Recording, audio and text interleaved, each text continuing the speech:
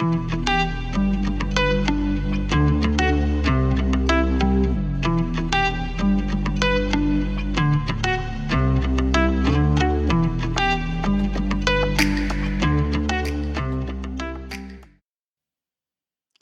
everyone, and welcome to Fertile Ground with Mike and Coach. My name is Mike Cornell, and I'm alongside Coach Ron Lathey. Is it ever too late to have a new beginning with God?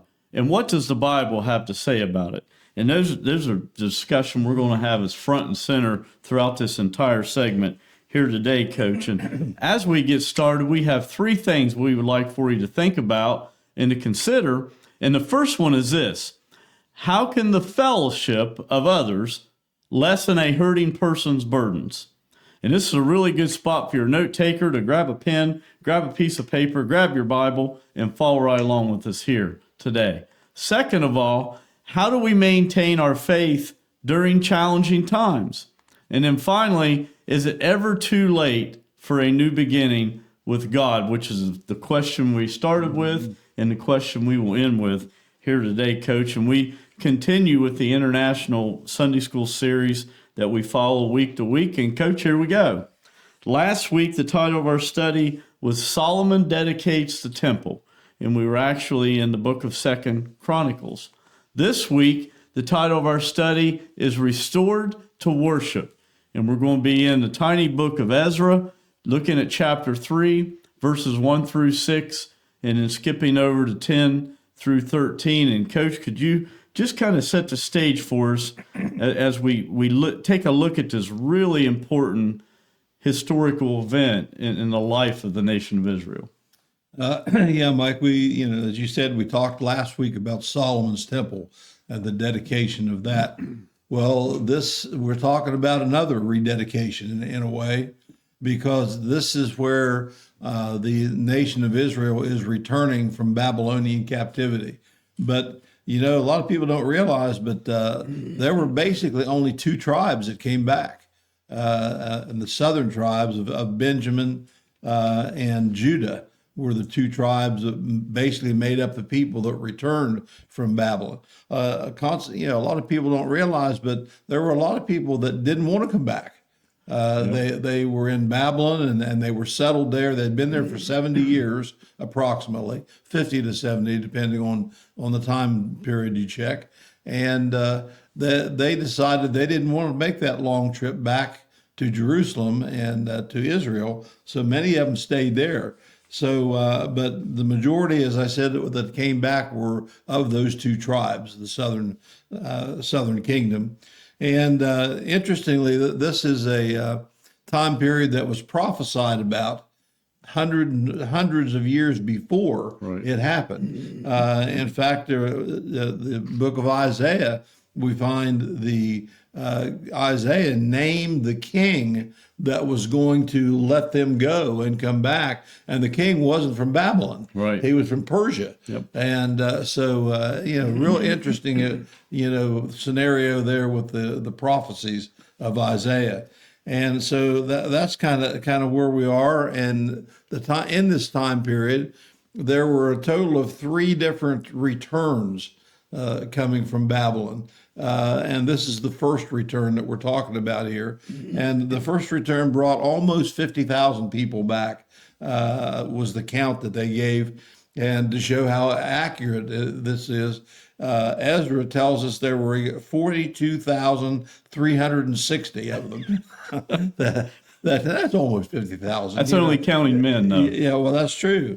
And that does not count the female servants and male servants, and also those that numbered over 7,000 came back with them, and they also had 200 male and female singers they brought back with them.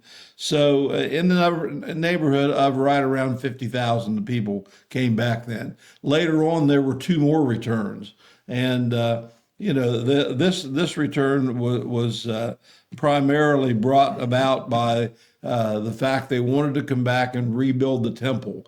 And that's where King Cyrus, of the Persian king, comes in. He allowed them to do that. He even gave them protection to go back, because it was about an 800-mile trip to get back from Babylon to Jerusalem. So he provided them also money and some materials to start the building process, because the first thing they were going to come back to build was the temple. Yeah. They wanted to restore the temple. And then, like I said, then it would be a third group that would come back later that was actually led by Nehemiah.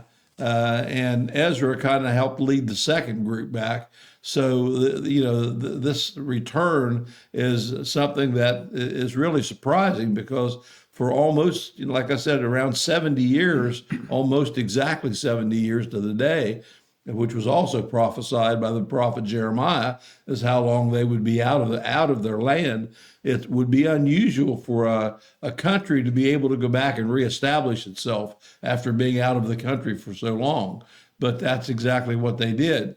And to even, of course, they had God's hand in all this.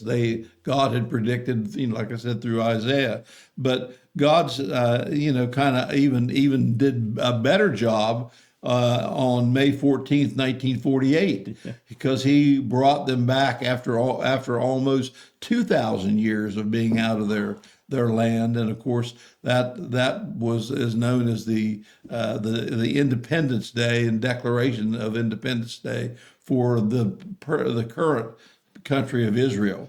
And like I said, they had been out of their country. In fact, there were no maps. The maps did not have even an Israel on the map for a long time. But then in 1948, after what happened to them in the Second World War, they were given their country back. And so God brought them back, and they're still coming back into Israel. These people have been through several times where they have been out of their land, and it all was stemmed from their sin, and they're not following the commands of God. So it was a punishment to begin with, and now God will also return them to his land, which he promised to do that.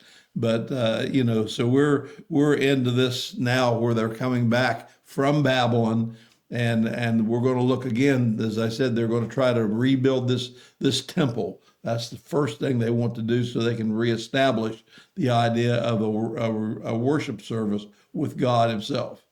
Yeah, the interesting part here too, Coach, is they are returning from Babylon, and they're returning in multiple waves, like Right. you were describing. And in the second wave, the first wave was the larger of the waves, and you gave an exact number, 46,000 and some change. A lot of scholars estimated about 50,000. Right. But the second wave was much smaller, and it was just a couple thousand people. But regardless of what wave the exiles returned back to Jerusalem in, there were really two types of people that returned. There was one group of people that had never lived actually in Israel and experienced life in Jerusalem. Right. That's one group. There's a second group that actually experienced it. They saw King Solomon's temple. They worshiped there. So that's going to become relevant as we begin to unpack that, to bear in mind that there are two different groups of people here as we begin to look at this. And King Cyrus, like you said, it was mentioned in the book of Isaiah that King Cyrus was going to be the one that would release them. And King Cyrus King Cyrus was about having peace in his kingdom. And he knew for there to be peace, that they would have to restore the temple and worship like they did before they were exiled. So he actually provided a lot of the implements and a lot of the resources to rebuild the temple. Right. All right, let's go ahead and get started here, and we'll see the first section here. They're going to, first of all, Coach, rebuild the altar. Right. And that's what the first 6 verses here in Ezra chapter 3 is going to focus on. So we'll begin with Ezra chapter 3, beginning with verse 1. And God's word says this: When the 7th month came and the Israelites had settled in their towns, the people assembled together as one in Jerusalem. So, like you said before, Coach, only a few Jews were willing to return. Yeah, comparatively to the whole nation. And Jerusalem was in the southern part of Israel. It was part of the land occupied by Judah and Benjamin, the two tribes there in the south, and were actually part of what was known as the Southern Kingdom Right. when the two nations, or when the two parts split. So they're coming back, and this idea, we see the seventh month mentioned, and the seventh month here places this at about the time it would be our September, October is the time that we're talking about here. And this, the Jews actually had two calendars at the time. They had a religious calendar, and then they had a civic calendar. And I guess it would be kind of like us. We have our normal calendar year, but we also have what the government calls a fiscal year. Yep. Which starts in July, and where the other one starts in. So that's kind of where they were here. One was a more of a business year, and the other one was a religious. Well, they stick mostly with the religious calendar, and they still do today. So this seventh month, as I said, it would be about our September or October period of time. So when they came to Jerusalem, they found it just totally wrecked. The walls had been torn down. Of course, the temple and all the buildings had been torn down. It was an absolute mess. And a lot of the people that came back settled outside of Jerusalem. They didn't want to live in Jerusalem. There's too much going on, that it wasn't even livable. So we find out here that this seventh month that we're talking about is an important part of the religious, because that's the time period when there's about 3 or 4 festivals that take place that require the Jews to report to Jerusalem and come back to Jerusalem.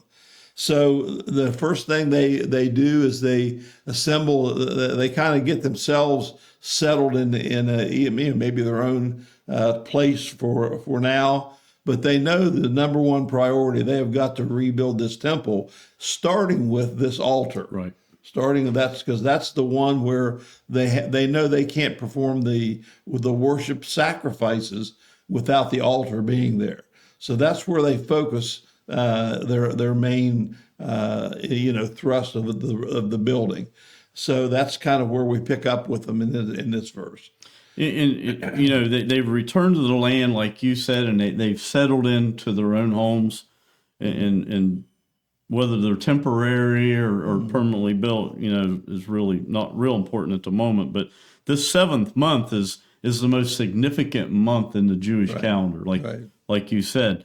And the fact was, they were all coming together as one here. And this is an encouraging sign for all of the exiles, especially them as a nation, especially God's chosen people. Right. And it was a sign of obedience. Right. And they are living in a time of small resources with a lot of work to be done in front of them, but still they took the time and took the money to come together and to observe these feasts that they were commanded to observe in Jerusalem.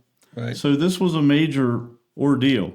And it says the people gathered themselves together. The people were bound to attend the Feast of Tabernacles, but it seemed like it was something more here that they intended to happen. The restoration of the altar is really what's in play, and the reestablishment, Coach, of the daily sacrifice. Right. All of this kind of had to be in play, because before they could begin rebuilding the temple, they've got to get their spiritual house in order. Right. And that's what they're beginning to do here. And they're doing it as one fellowship together, as one nation. Yeah. And that takes us to the first question that we had here today, Coach, and that is, they're relying on and leaning on the fellowship of each other here. Mm-hmm. And what's interesting is they're observing these commands, and nobody's disagreeing with it. Mm-hmm. They're all in one. They're all in unison. Right. And so the fellowship becomes even more powerful because of all that. How can the fellowship of others lessen a hurting person's burdens? Because they are in pain as they come back, especially the ones that know what they left. Right. Yeah. This is very traumatic time for the older ones to return and see what's happened. And then at the same time, the younger ones are anxious to get things rolling again and get things back to some semblance of normalcy. And so, but as far as the troubles that they're going through, they're going to have troubles because there are people that don't want them back. And as we read further in the book of Ezra and Nehemiah, and so they're going to have a lot of headaches and problems here. But together they can, and of course, relying on God and turning back to God as a nation, they can persevere through any of these things. But it does kind of relate to our kind of time. We all go through to these times of troubles. Yeah. We all have been through them. We've gone through some. We've got some that we're going to go through, and we know that. But when you try to go it alone, which some people do, they find out that it's no fun, and it puts a lot more pressure and burdens on them that they if they realize the people that are part of their church and part of their relationships of people, those people normally want to help. Yeah. And if you try to go, to some people, the macho men and stuff especially, think that I don't need help. I can do this myself. They think that asking for help is a sign of weakness, where really it's not a sign of weakness. It's a sign that you're willing to let others help. And, with all the trouble I had with my wife, what she went through, it took me a while to learn that. Mm-hmm. And it does take us because our pride gets in the way. But we find out that it's a lot easier to go through these times when there's people you can turn to, just to either ask questions, just to say, hey, come over. I just like to talk to you, and other people are good at building you back up. They can pray with you. They can pray for you, and that all helps to ease the burdens, whatever it is you're going through. And it also helps you get focused on what, instead of what woe is me or whatever bad things you're focusing on. It lets you, people will help you to find the good things, find the light at the end of the tunnel, so to speak. So I think that's why it's really important to establish that relationship with others during the times of need. It really is. And in very few places, Coach, do you really feel God's encouragement, God's guidance, and the presence of God than within the fellowship of believers. Right. That's where it really is the strongest. Right. And, there's so much value there, and we could unpack that for quite a while, but, it's likely that within that fellowship, somebody's going through the exact same thing you went through. Right. Or they've been very close to somebody right. who's gone through that. So there is really practical help there, not only spiritual help, but there's practical help a lot of times.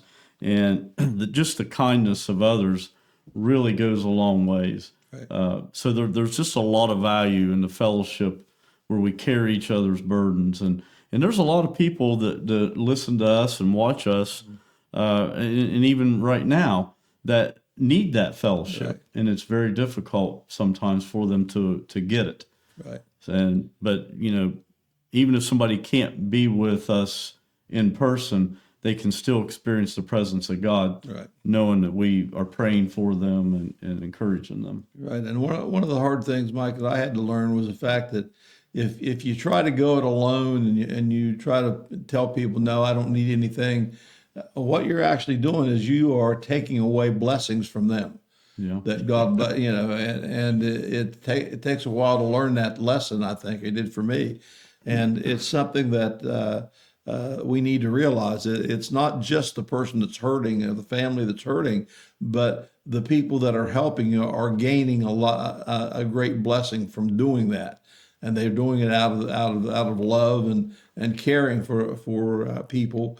And they in turn receive a blessing. Yeah. So if you don't allow them to help in ways that they can or they offer, you're taking that away from them, and that's not right either. I saw an illustration about this one time, Coach, and there was a man standing beside this great big, huge tire. The tire was bigger than he was, so it was a huge tire, and it was flat. and he had a little bicycle pump, and he was just trying to pump it, and just impossible to do. And that's what it's like trying to walk in faith without having the fellowship of believers with you. Right. Exactly what that guy was doing. It just seems futile in and of itself. All right, let's go to verse 2. Then Joshua, son of Jozadak, and his fellow priests, and Zerubbabel, son of Shealtiel, and his associates began to build the altar of the God of Israel, to sacrifice burnt offerings on it, in accordance with what is written in the law of Moses, the man of God. So Joshua was the high priest, and Zerubbabel was the governor here, Coach. Right. And they were the leaders. And what we see here out of these two men is that they were not passive leaders that just gave orders to other people. They got their hands dirty, and they came and became part of this building process, or this renewal process. And as we talked about, they knew the first thing that had to be done was this altar, because they couldn't begin the sacrificial system process without that altar being in place. So the other thing that we need to realize here is when they put the altar in, it took them a while to do that, but they put the altar on the foundation of the old temple. So they were careful that they were putting it back in place, even though the temple was not going to be there. They could still worship because it's on the same place, same spot, and the altar, which was the altar that they put the blood sacrifices on, which was, of course, represented the sin and the forgiveness of sin and so forth. We've talked about that last week, and we find out that the temple was kind of being represented by that altar, and of course that's the best they could do for the time being. But it allowed them to start their worship services up again, which was a crucial thing for the people coming back. They had to get a way to get back to God, right? And this was the way that they invited God into their service. Well, there's some interesting things in play here, Coach.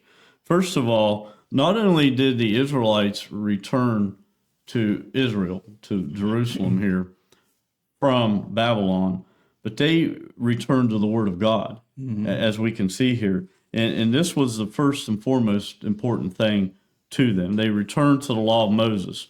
The Bible was their authority, and therefore neither the ideas nor the opinions of individuals entered into their decisions. Whatever anybody thought, it did not matter. And so there's an application there for us today, that whatever the Bible says, we need to live it. We need to follow it, regardless of what chatter we hear around us. And believe me, there's plenty of chatter that the world offers. And we need to preach and teach the Word. And we need to preach and teach the total Word, not just the words that make us feel warm and fuzzy. Right. All of the Word. And when we take a look at the total Word, we're not going to need a self-help book. Right. We're not going to need a book on marriage. We're not going to need a book on anything else, because God's book supplies the answers to all that. So also, Coach, you look at where they built this altar, and you talked about this was on the foundation of where the original temple was. Many scholars believe that before they could build this altar, they had to remove a pagan altar out of the way to actually build their altar, because there was pagan nations all around them that certainly didn't want this to happen. Right. And so a lot of people believe that. Yeah. Whether it was really true or not, that's to be decided. But so you think, okay, why build the altar first? That's really the question here when you think about it. Why didn't he just build the temple and then build the altar? Yeah, and what we find out is that they were going back to the actual law of Moses. And as you read on through this, if you go not only in the book of Ezra, but you go into the book of Nehemiah and Habakkuk and all those people, you see that the altar, that was the biggest thing. Like I said, that was the forgiveness place of forgiveness. And so that's where they did the burnt offerings. So we don't want to miss the fact that they knew where they were to go to find out what needed to be done first, and that was the law of Moses. Yeah, and they built the altar, and so there's several reasons why I think they probably did that first. First of all, it was something they could do relatively quickly. I mean, it was, we begin a great work by doing first what we can. Yeah. So I think that's what they did. The other reason, too, Coach, is they built the altar, and this kind of plays into what you just said, because they understood the spiritual significance of that altar. That altar to a Jew is like the cross of Jesus is to us. Exactly. It represented the presence of God. Yeah. So that's why this is so significant, and they were being very methodical about why they did it. And for them to do this, another reason why they did this first, it was an act of obedience. Like you said, it'd been commanded, do this first. Right. Throughout all the prophets. So you look at this, a new start that God himself was giving would have been invalidated without an altar. Right. Period. Yeah. And which meant forgiveness for the past and renewed consecration for the future. And there cannot be a temple without the altar. Right.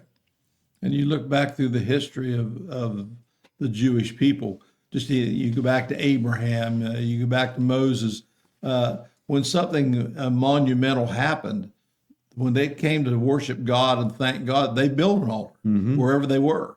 That was how important that altar was to them. Yep. Good point. All right, let's go to verse 3.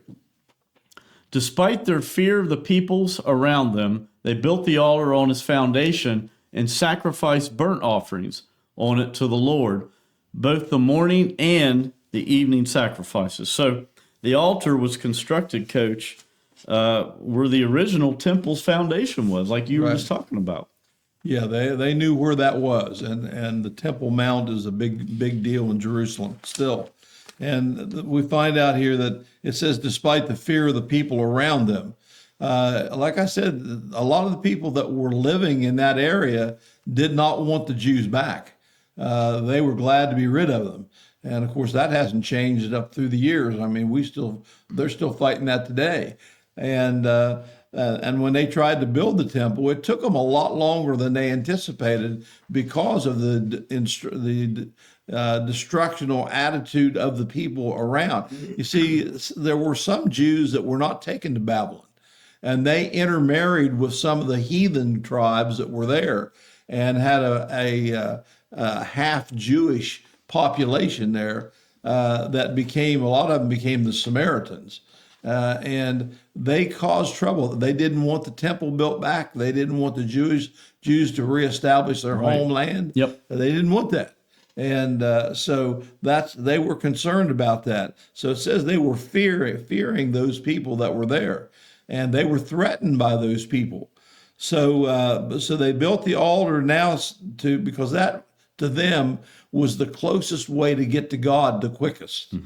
And they knew they had to ask God for help in that.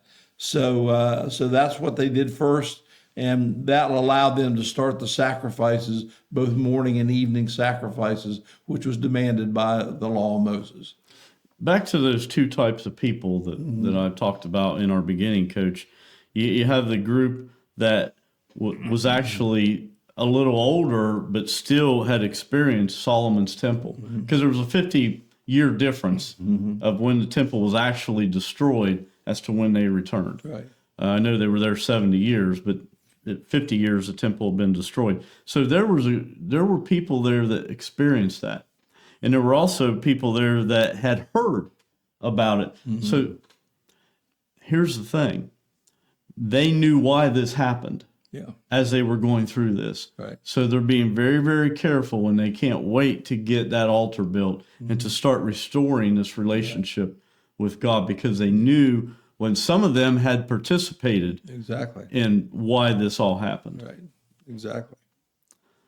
All right, and that takes us to our next question, and that is, how do we maintain our faith during challenging times? these are some challenging times we're talking about with the nation of Israel. They have all these pagan nations around them Yep. who do not want them to be there. Right.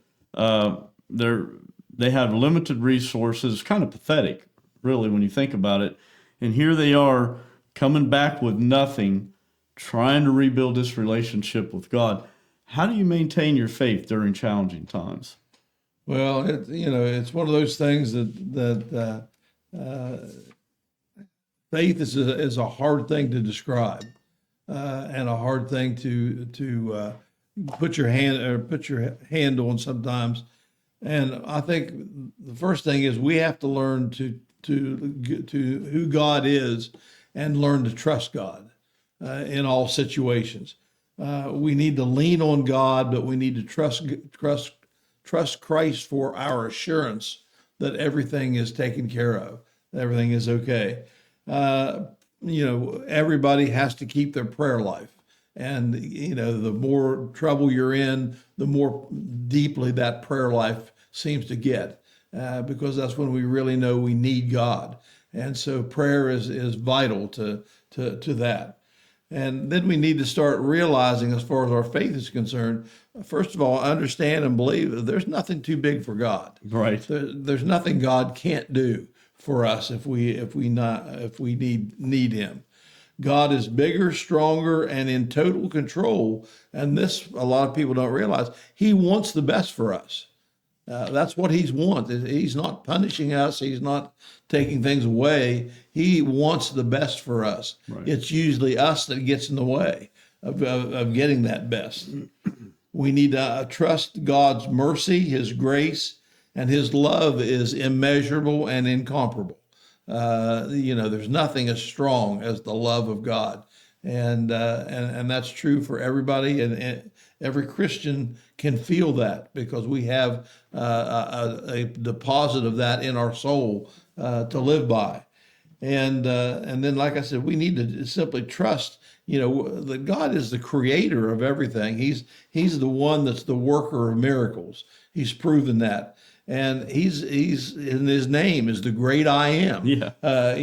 We have to believe in that and lay all of our worries, all the things we're going through on Him, and let Him take care of it.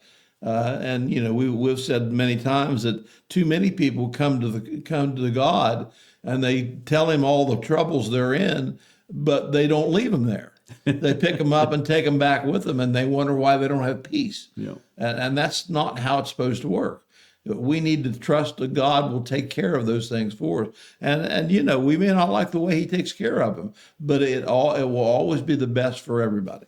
When they take them back, they don't think God's big enough. No, they don't. That's really the problem. But, how do you maintain our faith during challenging times? That's a really tough question. Yeah. It is really hard because if you're alive and you're breathing air, you're going to have challenging times. I mean, it's just the way it is. And there's a handful of different ways. You touched on several of them. Praying without ceasing. Yeah. There's the only way you're going to survive challenging times is to be connected with God. Mm-hmm. And the only way you can do that is to be in constant prayer. And that's the hardest time to pray. Yeah. When you're going through challenging times. It just really, truly is. And the other, what enhances that prayer life and that communication with God is being plugged into the Word of God. Mm-hmm. That gives you the confidence to do it. And that also in and of itself will inspire you to make room for worship in your life, which is another important piece of this. Another important piece of it is, and we've already talked about this, is the fellowship around you. Yeah. That is another way where you can maintain your faith through challenging times. Right. And then, of course, when the challenges do come and you begin embracing them, realize you're not walking through them alone. Right. And you've already talked about a lot of that. Yeah. All right, go ahead. And two, talking about knowing the Word of God, it seems like when you're going through these things, somehow you'll either somebody will point you to a verse in the Bible, or you'll just stumble upon a verse in the Bible, or someone will mention it, that just exactly what your need is and what you're going through, that verse just speaks to it. So there's always something there that to help lift you up. Without fail. Yeah. All right, let's go to verse 4. Then, in accordance with what is written, they celebrated the festival of tabernacles with the required number of burnt offerings prescribed for each day. So the festival of tabernacles, Coach, was one of the 3 annual pilgrimage festivals to Jerusalem. Right. Yeah, these, that's where everybody would come to Jerusalem to celebrate. And so the Festival of Tabernacles they're talking about here is along with the Passover, along with the Feast of Unleavened Bread. Those were ones where all of the people, all the Jews would come to Jerusalem to worship and to celebrate the festivals. And, the people don't realize, God is a God that likes to want people to have a good time, but he's doing this so they will remember. All these festivals have a meaning behind them, and they bring to mind the history of what they've been through. And that's an important thing for a nation to have its history and remember its history, because we know that if you don't learn from your mistakes, you're bound to repeat them. Yeah. And we can look at Israel and see that all the way through their history. So what we have here is these feasts. This one was the Feast of Tabernacles. And some scholars believe that when we get to heaven, will actually take part in the Feast of Tabernacles. And so, this is where, again, they are celebrating what has happened in their history. They're celebrating God.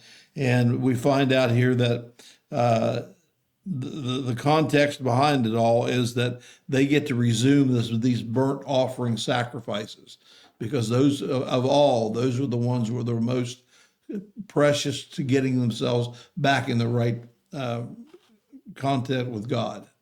Here's an interesting part of this feast, this festival of tabernacles. The people of Israel would come back together, but what a lot of people don't realize, Coach, they would come together as one, and they were commanded to camp out in temporary shelters. Right. They were commanded to do that, and that was meant to remind them of when their forefathers were actually wandering through the desert after they had left Egypt. So you put this in context, these people here have been exiled from Babylon. They were probably living in temporary shelters anyways. So they're living it out here just like they were. So they probably didn't have to change their accommodations here to celebrate this. Yeah, they didn't all wait till they built a house to live in and to build the temple back up. They wanted that done first. So they were all living that way. But the offerings for each day are carefully laid out. And if anybody really wants to go and look at this, it's in Numbers chapter 29 and from verses 13 to 38. You can see, and we must understand that all the particulars there were carefully observed. Right. They took the time to do this the right way. All right, let's go to verse 5. And after that, they presented the regular burnt offerings, the new moon sacrifices, and the sacrifices for all the appointed sacred festivals of the Lord, as well as those brought as free will offerings to the Lord. And here we hear that for the first time, Coach. But in addition to the regularly offered sacrifices, there were special set feasts of the Lord that were observed only once a year here. Right. Yeah. And they're trying to. It seems like that these.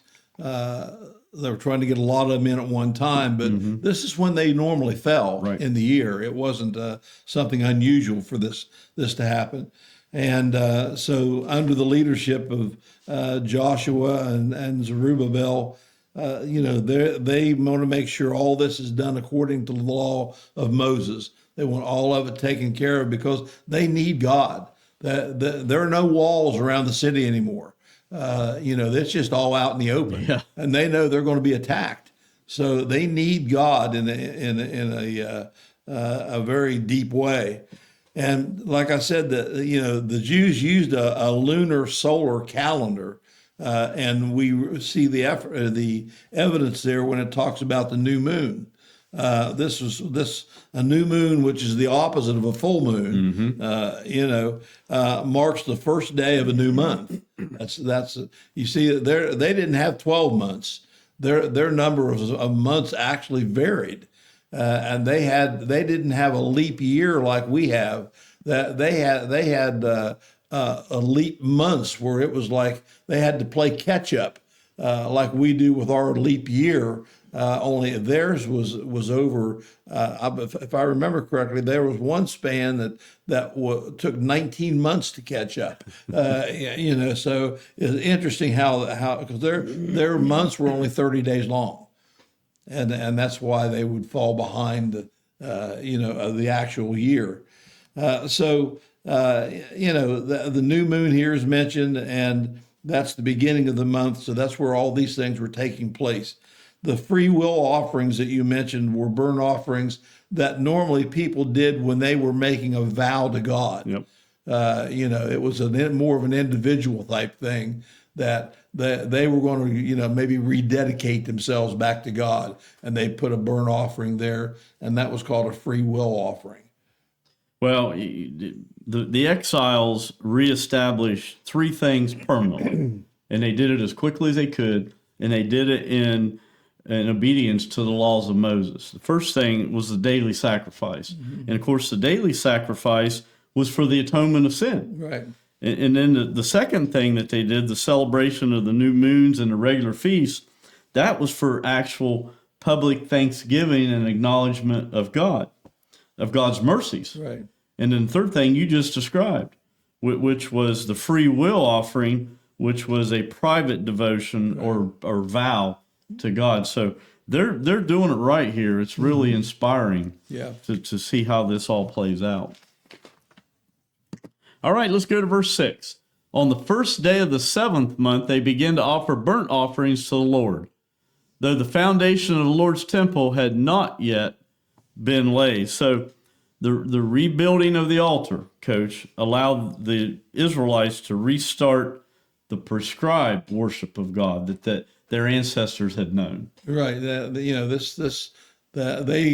I'm sure they all celebrated and everything. And like you said, the one class of people who never saw Solomon's temple, this was a great thing for them to see. Yep. But they, at the same time, they didn't really understand what was not there.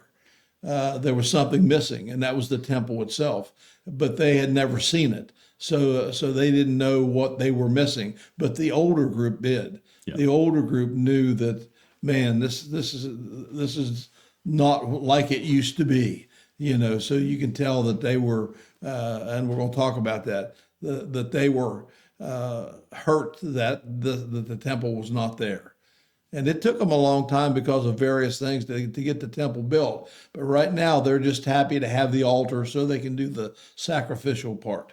Yeah, and it seems as if God is very, very pleased with what's occurring here. Yeah. But, a careful reading and putting this in a biblical context, Coach, the temple foundation was not laid until the people had begun their worship, these burnt offerings. Right. And this, of course, came after the construction of the altar. Mm-hmm. So the altar came first, like we talked about earlier.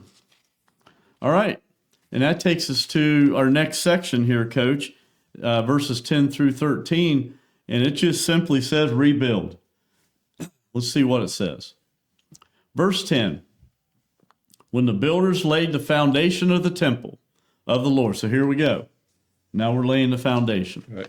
The priests in their vestments and with trumpets, and the Levites, the sons of Asaph, with cymbals, took their places to praise the Lord as prescribed by David, king of Israel. So the laying of the foundation of the temple of the Lord took about 1.5 years.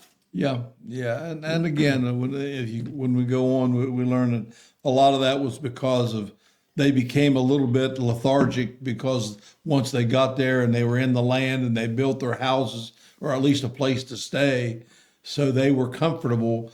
Then they kind of got sidetracked a little bit, and the importance after the altar was built, they kind of backed off the urgency of building the temple. But they did get the foundation laid. This is about the time the second group came. Yeah. So when Ezra came with his group, they knew things had kind of slowed down, and they were coming back to reestablish what should come next. So we see that talks about the vestments for the priests. That's the things that the priests would wear in the temple, and they had them. They had brought and kept them, many of them in Babylon, and brought them back with them. So the trumpets it talks about here were not. They weren't the chauffeurs or shofars. These were actual metal silver trumpets that were sounded. And we're talking about the idea of bringing singing back into the temple and everything, of course, which was attributed to David, because King David was such a musician as well. And so things are starting to get back to normal a little bit. But again, still that temple hasn't been finished yet. But at least now we got the foundation. That's the beginning. Well, you look at the order of things here, and this is the order that it was, where you look at when it's time to blow the trumpets. That was the duty of the priests. Right. They were to do that because the trumpet was regarded really as an instrument of greater dignity, which the priest's role was.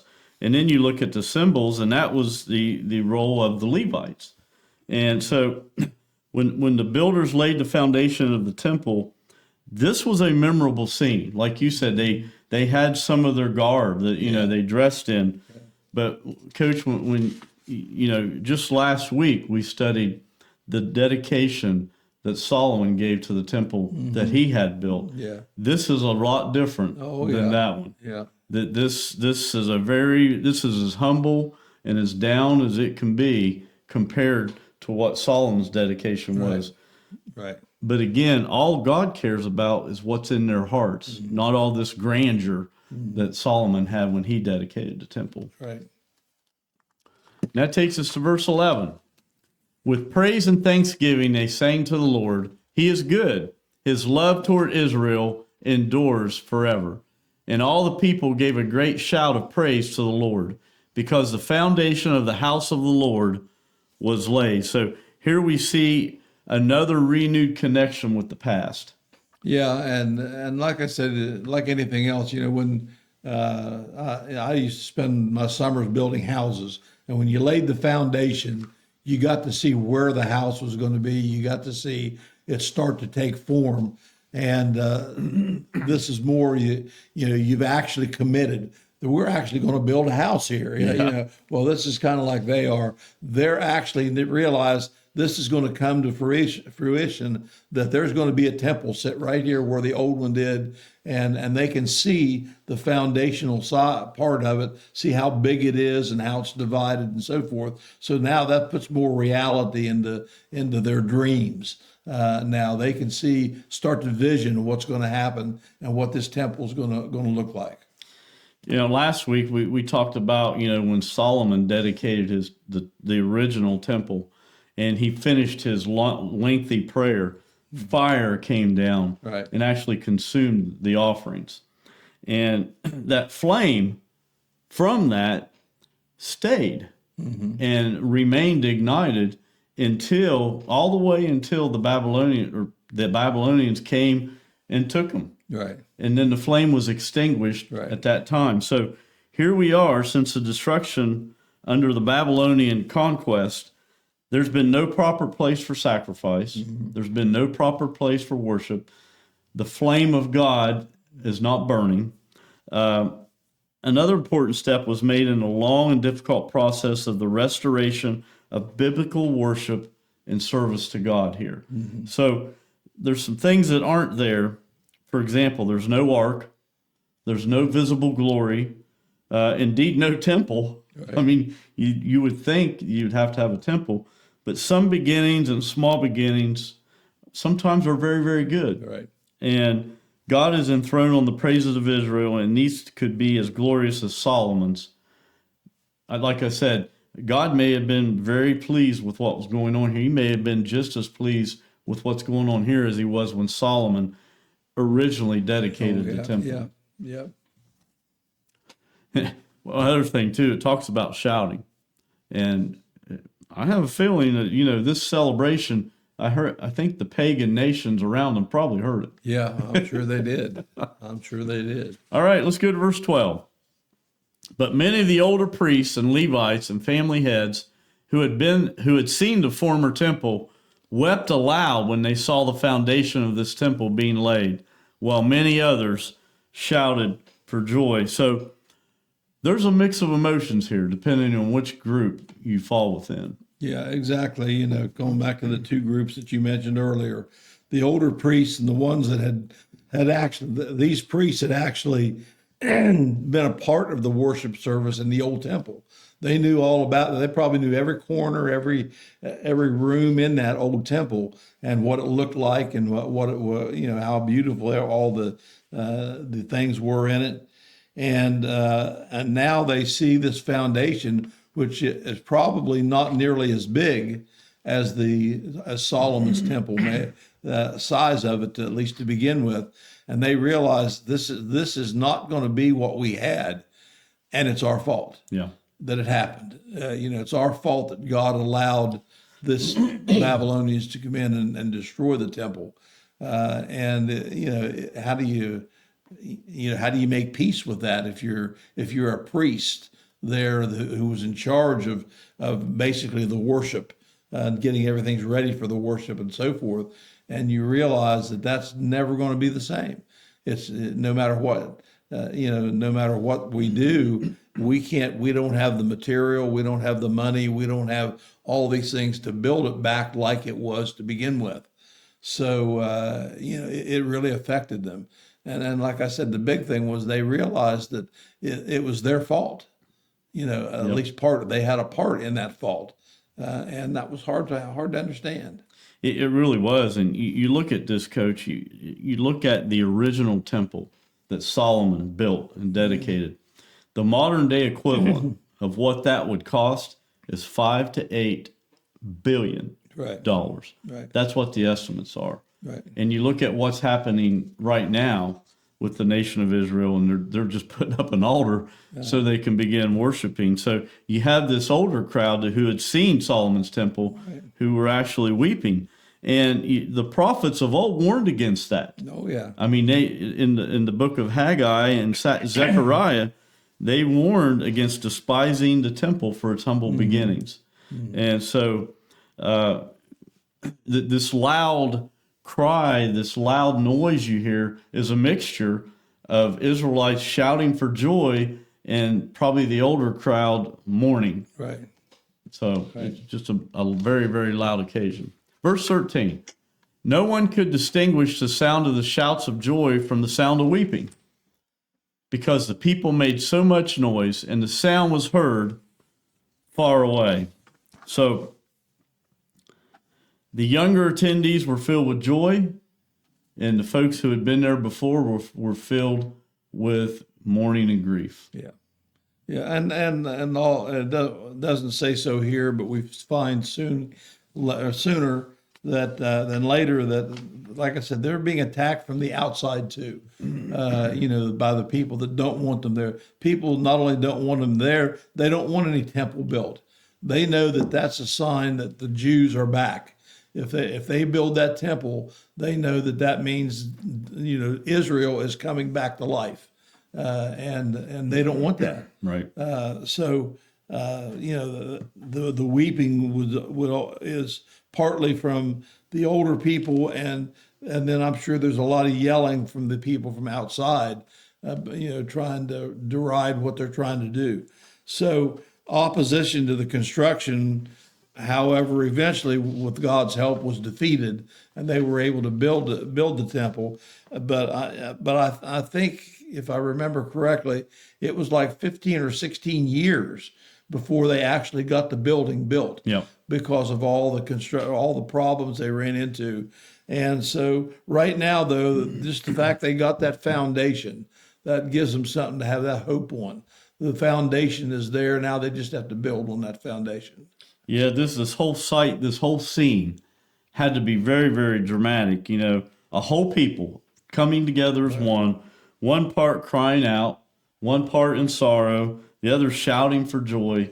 And on the same occasion, too, on both sides, really felt an equal interest here. They all had the same hearts, but coming at it from different angles. And like you said, there may even been outside neighbors yelling because they didn't want them there to start with. And that takes us to our last question. And this is a really, really good one, Coach. Is it ever too late for a new beginning with God? In the word, no, it's not. For everybody, it's the chance is there. For Christians, too many times we don't really get close enough with God until we run into trouble or whatever. But we can always, God is a with God, every day is a new beginning. If you want it to be, anybody can turn their life around in one day. When people fall away from God, they never get so far that God can't find them, and they never get so far that when they turn around, He's not right there. So in that way, no, it's never too late for a new beginning. However, that's a big however. There's a big however, right? God, in His ultimate patience and love, tries to give people every opportunity, but there is a time limit. Yep. There is a time when God said, I've given you every opportunity, and apparently you don't want what I'm offering. And so then God turns and says, go ahead and see, He will never force anybody to love Him or to come to Him. That's not the kind of God that He is. And that's where, I encourage people that are not Christians to stop and think that if God is that way, if you show that you don't want to follow Him, why do you think that He's going to let you into heaven? Because the way God looks at it is, why apparently you don't want to go to heaven. So why would God put you in heaven after He's showing a whole life that you have no desire? So there is a time when God knows that time in everybody's life when there's no more chance. Yeah. So depending on how you look at it, there's a yes, no. It's never too late for a new beginning, but there is a time that it's too late for that beginning to start. Yeah, it depends on, if you're born again Christian, the answer to this question is no. Right. God is a God of fresh starts. He's a God of do-overs. He's a God of new beginnings. And He's also a God of great finishes.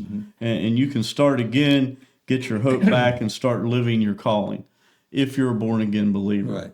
But like you were describing, if you've never accepted Jesus Christ as your personal Lord and Savior, there will come a day that God's Spirit will not come calling on you. He will realize that He just doesn't need to do that anymore. Yeah. So it's a yes and no answer depending on where you stand with Him.